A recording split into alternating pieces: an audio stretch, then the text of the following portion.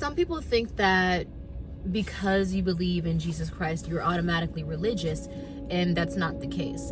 I am in a relationship with Jesus Christ as a deity, not as a religion, not as a doctrine that was taught by Western televangelism or Western Christianity. No, I don't take it personal because I know that everyone has an issue with Western Christianity, not God himself. I don't take it personal when people tell off God and stuff and spout inaccuracies about God and his character based on how other people represented him. Honestly, myself, I'm not a fan of Western Christianity because, I mean, you didn't even get the guy's face right.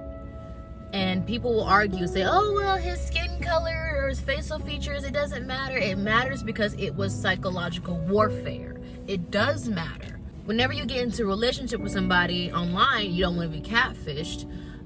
General introduction, you want to know who that person is. So I would say, yeah, accuracies, historical accuracies about Jesus Christ is important. Who he was in the physical and who he is as a deity and who he is in character.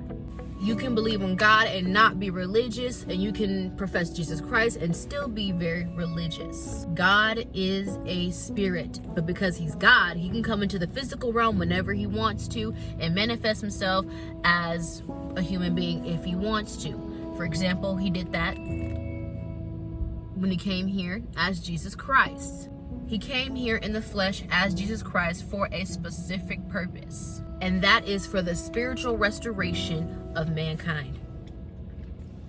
Something that only God can do alone. So that's where you got religious Christians or people that are in different religions. They're very self-righteous because they think that they can spiritually renew themselves or they can save themselves or do something by spiritual mechanics that can only be done by God himself.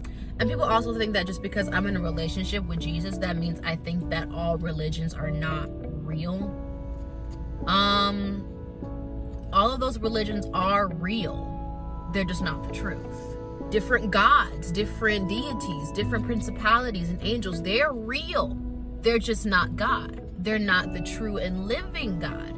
And I had to find that out on my own because I actually worship these deities. I was practicing different religions at once, especially when I was in New Age spirituality because it's a compilation of a bunch of religions. So I was worshiping a bunch of deities and practicing a bunch of religions, and I actually heard back from these things. They're definitely real. Shiva, Lord Ganesha, fallen angels, some saints that people worshipped and prayed to. I did all of that, including my own witchcraft. I was my own god at one point. I did everything, and I actually heard back from some of these things. Some were not kind at all. I ended up being demonically oppressed a lot. Doesn't matter how good my intentions were. Doesn't matter what I put out into the universe and stuff like that. If you open a door, anything can come through. That's just a spiritual reality. And these fallen angels and these demons and principalities, they don't tell you this because they want to get through it.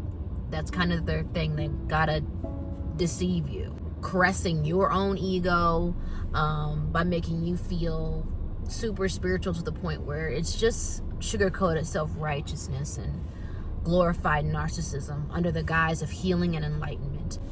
And I'm not saying that everybody in New Age is a self-righteous asshole. I'm just saying that the actual doctrine of New Age spirituality, in essence, it's detrimental to your spiritual and mental health. And as far as other people go, they have their own free will to utilize to follow whichever path they want. I mean, I don't force anything down people's throats. I just get the information out there.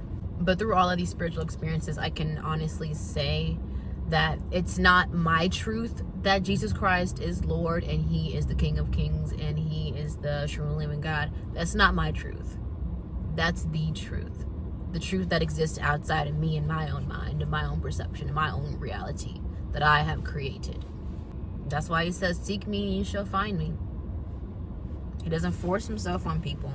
He doesn't force people to know who he is. I stumbled across him because he was the only deity that saved me through that demonic oppression. He was the only one to really lift me up with his own hand and get me out of the darkness that I was in. It was only him. And that was the starting point of our relationship. And until then, it's just gotten so deep. Like, I know when God is speaking. I know when God is moving. We have conversations. He speaks back. He's just comforting, reassuring, just powerful. I can't put God in a box. I can't do that. You know, I can only say that he's amazing and just hope that you guys have an intimate relationship with God one day, because it's very powerful, very informative. It's just amazing. What? Thank you for watching. I did not intend to make this video. I am in a car wash right now, but have a great day.